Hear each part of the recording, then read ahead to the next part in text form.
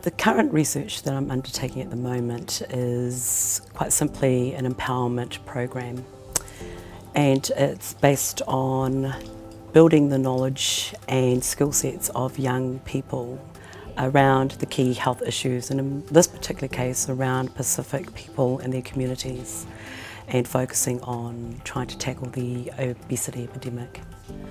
In this case, we want to really understand how Pasifika communities and their social cultural realities affect their abilities to lead healthier lives.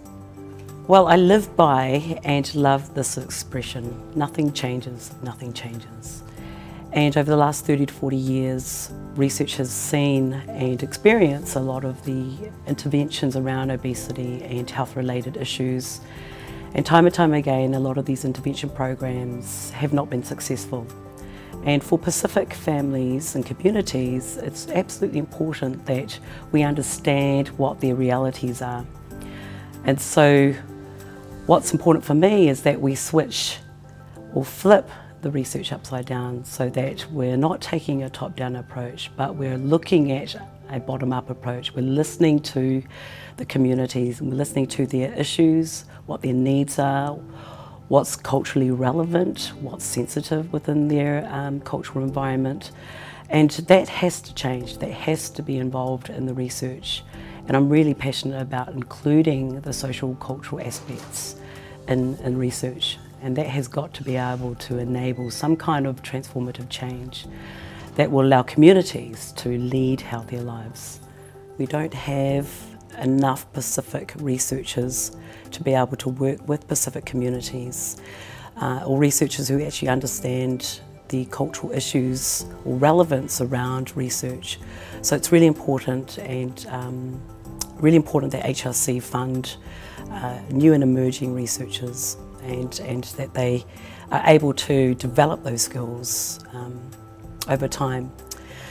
Well, what we do is we're working with young Pasifika adults, because we know that if they've been given the opportunity to affect a change within their community, that they have the motivation and the ability and the time to be able to do something about the key issues around health. Some of the lifestyle problems that some of the community have told us about, issues around food literacy, shopping, budgeting for shopping for large families, finding the time to be able to be involved with physical activity, quality food, and to be able to afford quality food, and their understanding of what quality food is, as well as a balance between life, work, study, and their church responsibilities. And I think that has a massive impact on their ability to lead healthier lives. So we identified with the participants 3 key areas that were important to this particular group of Pacific youth. One was poor diet.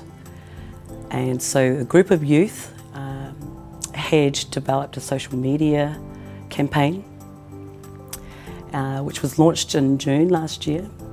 And their idea was to create awareness amongst their social networks through Facebook about the issues of poor diet and how it can impact on their lifestyle. Another approach was looking at education, and to put it in the words of the youth, they said lack of education was a root cause for obesity. And they're not wrong there, because through some of the modules that we had undertaken, in particular the grocery shopping module, they felt that they did not have that understanding of food literacy. And they had also developed 2 extra modules around physical activity and heart health. And so they developed the content for that that could be used in a church environment among the youth of their particular community. So the youth themselves, supported by us, the research team, we had accompanied them to visit some of the churches around here in Wellington and in Porirua, and met with some of the board members and the ministers to discuss the likelihood of implementing the empowerment program within the church environment. And we've had some really good feedback, positive feedback.